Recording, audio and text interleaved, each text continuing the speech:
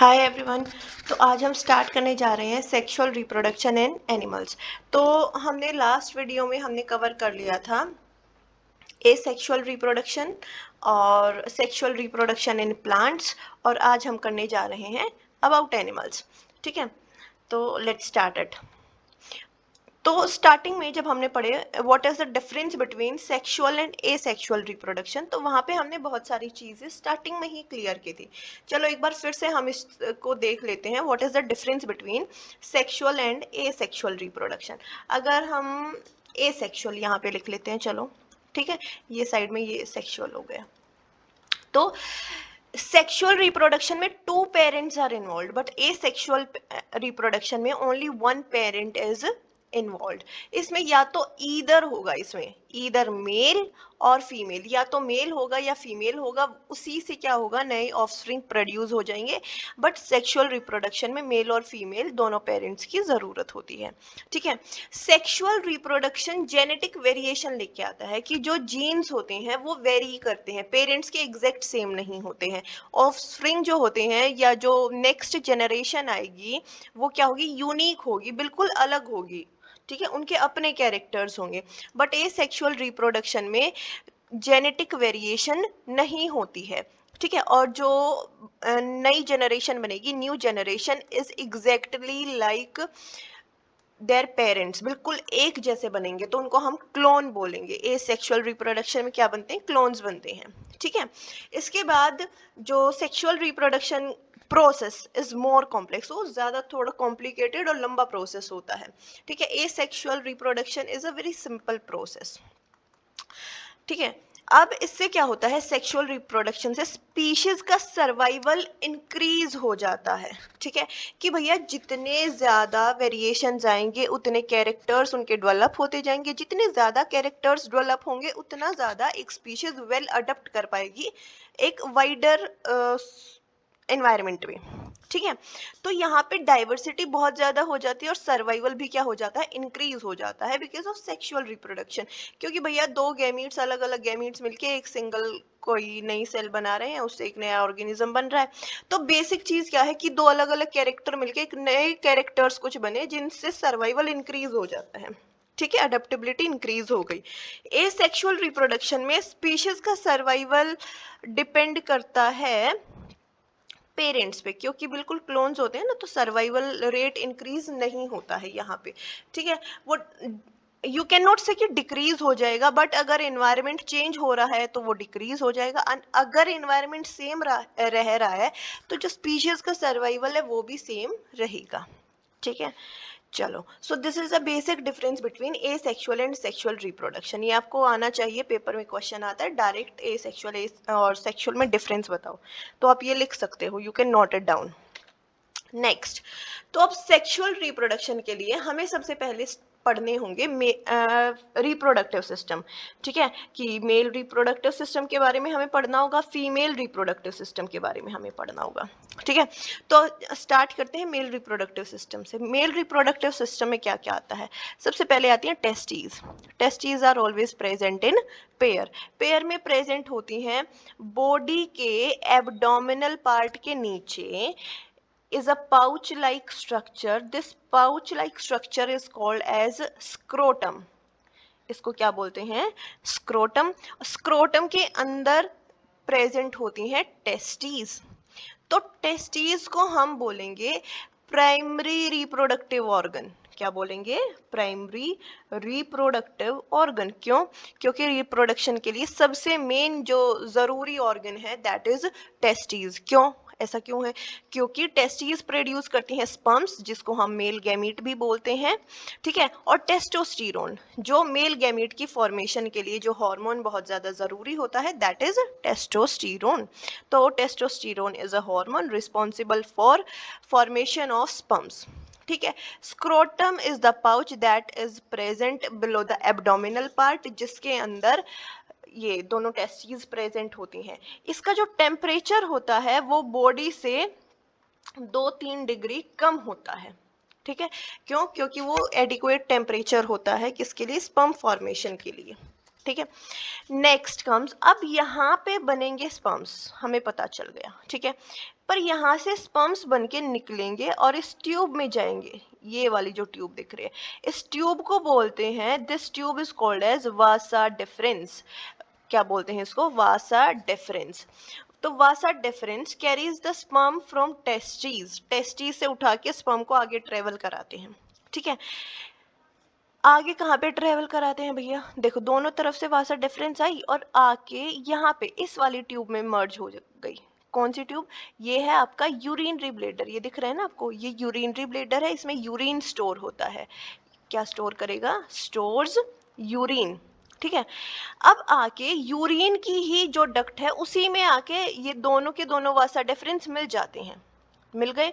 अब इस ये जो एक ट्यूब बन गई जो स्पर्म्स को भी कैरी कर रही है और जो यूरिन को भी कैरी करेगी, इस एक ट्यूब को बोल देंगे यूरिनोजेनाइटल डक्ट। क्या बोल देंगे? यूरिनोजेनाइटल डक्ट, कि भैया ये यूरिन को भी कैरी करेगी और स्पर्म्स को भी कैरी करेगी। अब यही यूरिन अगर एक्सटर्नल ऑर्गन में आ जाती है, ये एक्सटर्नल होता है, एक्सटर्नल ऑर्गन मेल्स का, तो इस एक्सटर्नल ऑर्गन में जो ये डक्ट होती है इसको बोल देते हैं यूरिथ्रा। क्या बोल देते हैं? Urethra. External organ is called as penis. ठीक है, तो यूरिथ्रा का, यूरिनोजेनाइटल डक्ट का काम होता है टू ट्रांसपोर्ट स्पर्म्स आउटसाइड। ठीक है, स्पर्म्स को ट्रांसफर करने का काम होता है। मेल रिप्रोडक्टिव सिस्टम में कुछ ग्लैंड्स भी आते हैं। ठीक है, कुछ ग्लैंड्स भी होते हैं, जैसे प्रोस्टेट ग्लैंड होता है और बल्बो यूरिथ्रल ग्लैंड्स होते हैं। तो सेमिनल वेसिकल, इन ग्लैंड्स का काम क्या होता है? ये दो ग्लैंड्स आपको पढ़ने हैं because it is given in your book, prostate gland and seminal vesicle gland.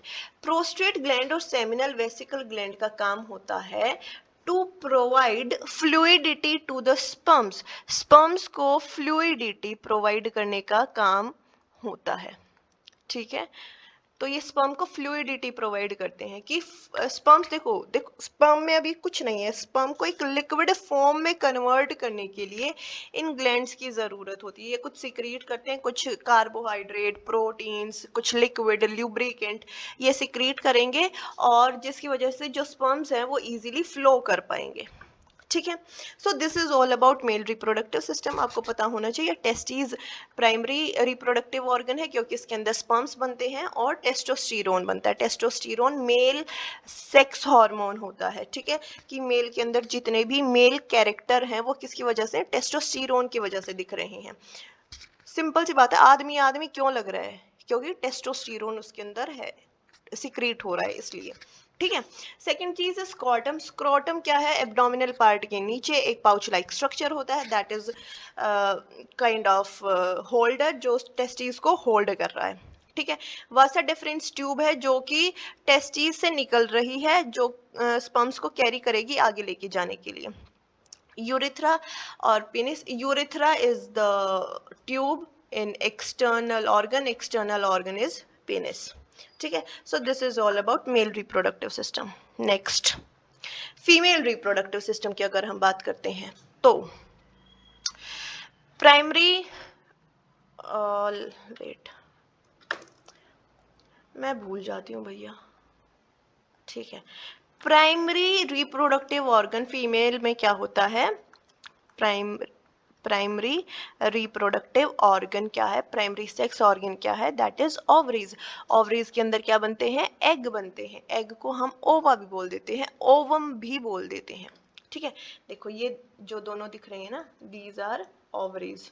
ठीक है, ओवरीज से बिल्कुल लगती लगती है जो फिंगर लाइक प्रोजेक्शंस दिख रहे हैं, ये है फलोपियन ट्यूब। ये क्या है? Fallopian tube. इस यहाँ से ओवरी से एग मेच्योर होगा, इसमें एग मेच्योर होके इस फेलोपियन ट्यूब में जाएगा। ठीक है, ओवरी में से एग निकल के कहाँ पे जाएगा? फेलोपियन ट्यूब में। Let me change the colour, दिख नहीं रहा है ना, सब कुछ रेड रेड हो गया है। ओके, तो इंक हम ले लेते हैं ब्लैक। ठीक है, ब्लैक भी जाएगा। तो यहाँ से निकल के यहाँ पे एग आएगा फेलोपियन ट्यूब में। ठीक है, तो पहली चीज यहाँ पे पहली टर्म आती है आपके पास ओव्यूलेशन। ओव्यूलेशन का मतलब क्या होता है भैया? Release of egg. कहाँ से? Release of egg from ovary, ovary में से जब एग रिलीज हो रहा है मिच्योर होके, that process is called as ovulation. Ovulation के बाद एग निकल के फेलोपियन ट्यूब में आ गया, फेलोपियन ट्यूब में आने के बाद यहाँ पे पॉसिबिलिटी होती है कि वो स्पर्म से फ्यूज कर जाए, ठीक है। तो फेलोपियन ट्यूब क्या करती है? एग को कैरी करेगी और एग को आगे एग को आगे यहाँ पे यूट्रस में लेके आएगी, ठीक है। यूट्रस क्या होता है? यूट्रस को बोला जाता है मदर्स वूम्ब। क्या बोलते हैं? मदर्स वूम्ब, जहाँ पे बेबी ग्रो करता है आफ्टर फर्टिलाइजेशन, ठीक है। दिस इज सर्विक्स, इसको बोला जाता है बर्थ केनाल। देखो ये पूरा यहाँ तक क्या है? ये यूट्रस है और ये है बर्थ केनाल, ठीक है। जब बेबी का बर्थ होता है तो इस बर्थ केनाल का ओपन होना जरूरी होता है, इसको पूरा वाइड ओपन होना पड़ता है। ये बहुत नैरो पोर्शन है, जब बेबी का बर्थ होता है तो इसको पूरा ऐसे वाइडन अप होना पड़ता है, ठीक है। इसके बाद the external organ that you can see is vagina, ठीक है। अब देखो जो सर्विक्स होता है बर्थ केनाल बोलते हैं क्योंकि यहाँ से बर्थ होता है, तो ऑब्वियसली स्पर्म्स की एंट्री भी यहीं से होती है, ठीक है। तो नेक्स्ट अब होता क्या है ये समझो। यहां से स्पर्म्स मूव करेंगे अंदर की साइड पे, स्पर्म्स एंटर करेंगे फेलोपियन ट्यूब में। अब यहां से जो एग रिलीज हुआ है वो भी कहाँ आएगा? फेलोपियन ट्यूब में। तो फेलोपियन ट्यूब वो जगह हो जाएगी जहां पे मेल गैमीट और फीमेल गैमीट फ्यूज करेंगे, और इसी फ्यूजन को क्या बोला जाता है? This fusion is called as fertilisation. इसी को फर्टिलाइजेशन बोल रहे हैं कि भैया मेल गैमीट ने फीमेल गैमीट के साथ फ्यूज किया फेलोपियन ट्यूब के अंदर, और इसी प्रोसेस को हमने बोल दिया फर्टिलाइजेशन, ठीक है। देखो यहाँ पे बता रखा है पूरा आपको, let me again do it. Okay, देखो पहले स्पर्म ट्रेवल करेगा थ्रू सर्विक्स, सर्विक्स के बाद वो कहाँ पे पहुंचेगा? यूट्रस से होते हुए, यूट्रस के बाद वो जाएगा कहाँ पे? ट्यूब में, फेलोपियन ट्यूब में, ठीक है। फेलोपियन ट्यूब में पहुंचने के बाद वो जो एग है वो फ्यूज करेगा मेल गैमीट के साथ, मेल गैमीट को बोलते हैं स्पर्म। अब ये मेल गैमीट, देखो दो सेल थे आपके पास, मेल गैमीट और फीमेल गैमीट, दोनों ने फ्यूज करके एक नई सेल बना ली, ठीक है। इसको बोला इन्होंने जाइगोट। क्या बन गया? जाइगोट। अब आपसे क्वेश्चन क्या आएगा? क्वेश्चन आएगा कि भैया व्हाट इज जाइगोट? जाइगोट क्या होता है? Zygote is the first cell of an individual. किसी भी इंडिविजुअल की फर्स्ट सेल क्या होती है? उसको बोलते हैं जाइगोट, ठीक है। या फिर आप ये कह सकते हो कोई भी नया ऑर्गेनिज्म जो बन रहा है उसकी फर्स्ट सेल क्या होती है? जाइगोट होती है। अब जाइगोट फर्दर क्या करेगा? ये देखो ये बन गया है जाइगोट, जाइगोट फर्दर डिवाइड करेगा। पहले देखो ये सिंगल जाइगोट है, एक सेल है, ये डिवाइड करेगा, दो सेल बनाएगा, फिर मल्टीपल सेल बनाएगा। जब बहुत सारी सेल्स बन जाएंगी, पूरी सेल की एक बॉल बन जाएगी, then it is called as embryo, ठीक है। आपके पास क्वेश्चन आता है what is the difference between zygote and embryo? Embryo और जाइगोट में आपको डिफरेंस पता होना चाहिए। जाइगोट एक सिंगल सेल होती है और embryo is a complete ball of cells, complete ball you can say, और मास ऑफ सेल्स, बहुत सारी सेल्स का एक मास हो जाता है, मतलब इकट्ठा एग्रीगेशन हो जाती है, ठीक है। अब ये एम्ब्रियो जाके क्या करेगा? देखो पीछे चले दोबारा से, लेट्स मूव बैकवर्ड। अब होगा क्या? Let me erase it first, इसको इरेज करके फिर आपको थोड़ा समझ आएगा। यहाँ पे हो जा भैया, हो जा हो जा हो जा हो जा, हो गया। देखो अब क्या होगा, जैसे ही यहाँ से आते आते क्या बन गया है? एम्ब्रियो बन गया। यहाँ पे आते आते एम्ब्रियो बन चुका है। यूट्रस तक जब पहुंचेगा जाइगोट, देखो यहाँ पे हुई फर्टिलाइजेशन, हमें पता चल गया यहाँ पे हो गई फर्टिलाइजेशन। अब वो जाइगोट क्या कर रहा है? डिवाइड कर रहा है, रिपीटेडली डिवाइड करके यहाँ पे आ रहा है, यहाँ पे आ रहा है, यहाँ पे पहुंच गया यूट्रस के अंदर। अब यूट्रस के अंदर आके जो यूट्रस की वॉल्स होती हैं, यूट्रस की वॉल्स, अब चलो थोड़ा सा यूट्रस को ओपन अप करके बना लेते हैं इस तरीके से। यूट्रस की ना 3 वॉल्स होती हैं ऐसे, ठीक है। ये जो यूट्रस की वॉल होती हैं ये किसकी बनी होती हैं? ब्लड की बनी होती हैं, ब्लड वेसल्स, बहुत सारी ब्लड वेसल्स होती हैं इनके अंदर। जैसे ही यहाँ पे आएगा हमारा एम्ब्रियो, ये ब्लड वॉल्स इसको क्या कर लेंगी, ऐसे अपने अंदर एम्बेड कर लेंगी, ये एम्बेड हो जाएगा पूरा का पूरा, इसके अंदर गड़ जाएगा, बेसिकली पूरा चिपक जाएगा, किससे, वॉल से चिपक जाएगा, यूट्रस की वॉल से। ठीक है, तो इसको क्या बोलेंगे, इसको बोलेंगे इम्प्लांटेशन, कि ये क्या हो गया, इम्प्लांट हो गया, क्या, एम्ब्रियो इम्प्लांट हो गया यूट्रस वॉल्स में। ठीक है, this is called as implantation. ठीक है, जाइगोट बना, जाइगोट के बाद क्या हुआ, इम्प्लांटेशन हुई। इम्प्लांटेशन का मतलब क्या हुआ, समझ आया आपको, इम्प्लांटेशन का मतलब हुआ हुआ कि जो एम्ब्रियो है वो अटैच हो गया यूट्रस की वॉल्स में, ऐसे ऐसे देखो जैसे दिख रहा है ना, ऐसे गड़ जाता पूरा का पूरा इसमें। ठीक है, तो ये हो गया इम्प्लांटेशन। अब इम्प्लांटेशन होने के बाद ये किस में ग्रो करेगा, एक कंप्लीट फीटस में ग्रो करेगा। अब आपको यहाँ पे डिफरेंस पता होना चाहिए, जाइगोट, एम्ब्रियो और फीटस के बीच में क्या डिफरेंस होता है। जाइगोट एक सेल है, embryo is a mass of cell, and foetus is a completely fully grown baby of 9 months.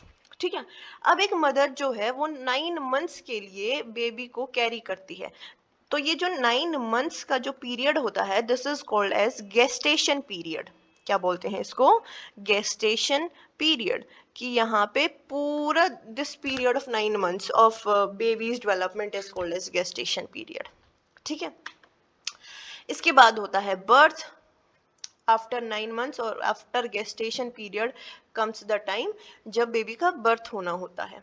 ठीक है, और बर्थ के बाद जो बर्थ होता है, बर्थिंग प्रोसेस जो होता है, that is called as parturition. क्या बोलते हैं उसको, parturition. Birth of baby is called as parturition. फिर उसके बाद नर्सिंग होगी कि मदर उसको फीड कराएगी, and that leads to higher survival rate of offspring. तो ये था आज का हमारा पूरा टॉपिक, जिसमें हमने पढ़ा कि सेक्सुअल रिप्रोडक्शन और एसेक्सुअल में क्या डिफरेंस होता है। फिर हमने मेल रिप्रोडक्टिव सिस्टम पढ़ा, फीमेल रिप्रोडक्टिव सिस्टम पढ़ा, फिर फर्टिलाइजेशन कैसे होती है। इसके बाद हमने पढ़ा इम्प्लांटेशन, ठीक है, and birth. This is all. तो ये था आज का topic, and don't forget to follow the channel. अगर आपको वीडियो पसंद आई तो सब्सक्राइब करें, और टिल देन बाय, और मिलते हैं नेक्स्ट वीडियो में। Thank you.